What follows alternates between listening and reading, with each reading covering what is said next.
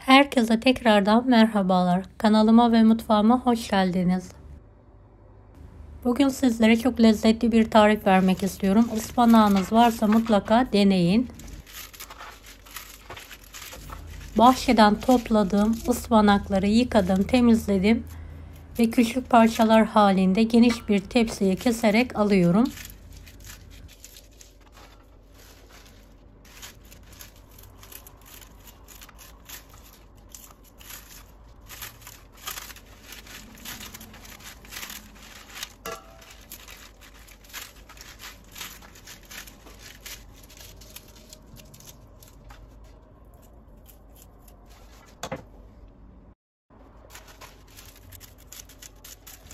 Videomu bu kısma kadar izlediyseniz yorum kısmına herhangi bir emoji bırakırsanız bana destek olmak için sevinirim.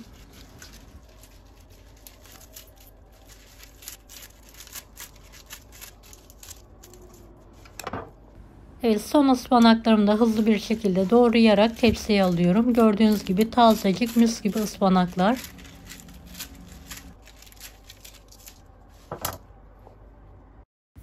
Evet, ıspanakların hepsini doğradım.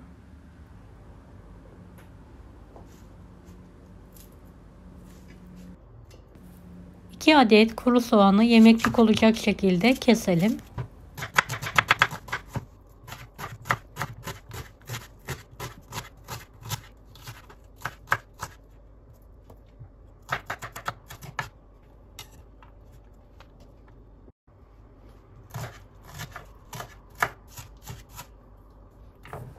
Geniş bir tencereye bolca zeytinyağı koyalım.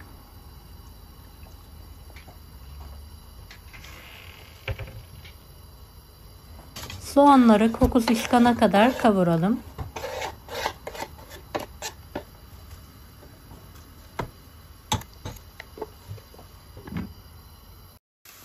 Evet, soğanlar kavrulduktan sonra karıştıralım. Ispanakların bir kısmını içine alalım.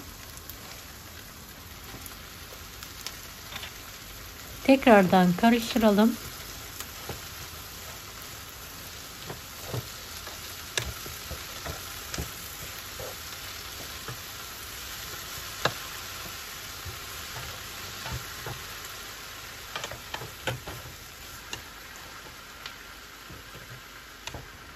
Bu şekilde azar azar ekleyerek karıştıra karıştıra ıspanağın hepsini kavuralım. Kavururken ocağımız en yüksek ateşli olmasına dikkat edelim.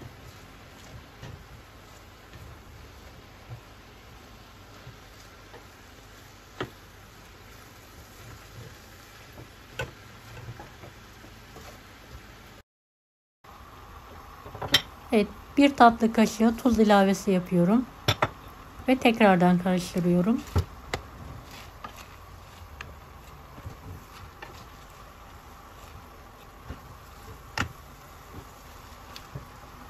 Yeteri kadar kavrulduktan sonra üzerine bir tatlı kaşığı kadar kırmızı toz biber ekliyorum. Karıştırarak altını hemen kapatıyorum.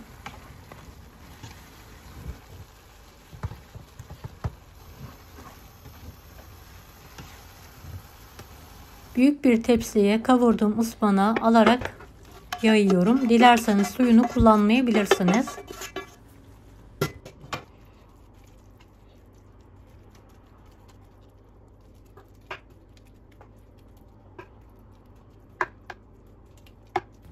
Üzeri için beşamel sos hazırlayalım. Sıvı yağ ve 1 yemek kaşığı tereyağını eritmeye bırakalım.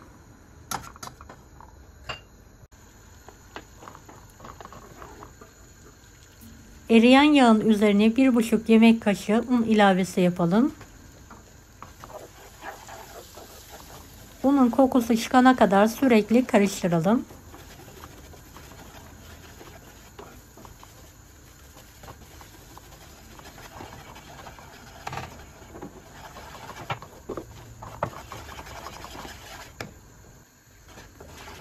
Evet, unun kokusu çıktı. Üzerine 1,5 su bardağı soğuk süt ekleyelim.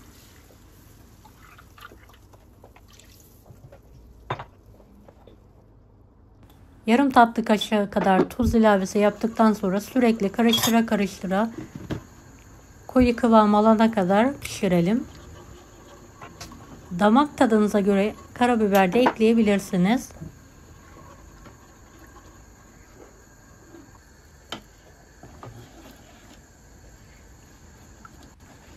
Evet, koyulaşmaya başladı gördüğünüz gibi. Hemen altını kapatmıyorum. Biraz daha koyulaştıktan sonra altını kapatabiliriz artık.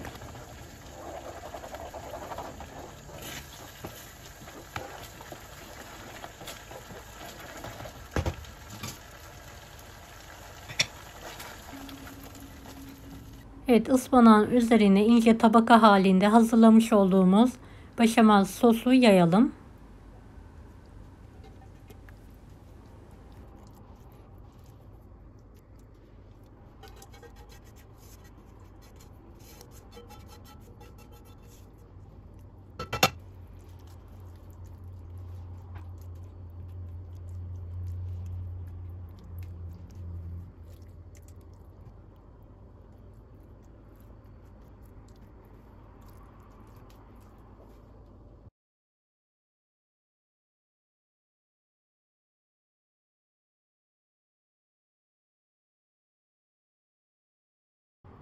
Üzerine bir kase dolusu rendelenmiş kaşar peyniri koyalım.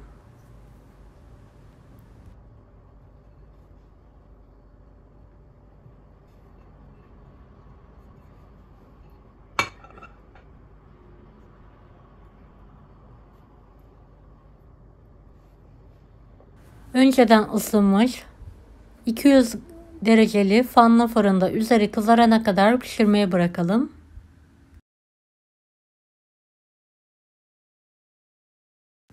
Evet, üzeri kızardıktan sonra hemen fırından çıkartalım.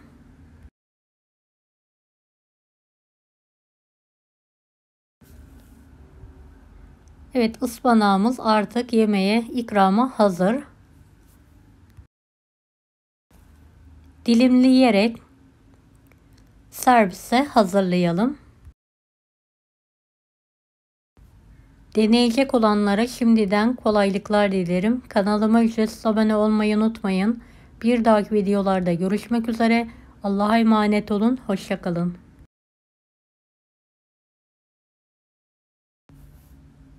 Daha farklı tarifler için bunları da izlemeyi unutmayınız.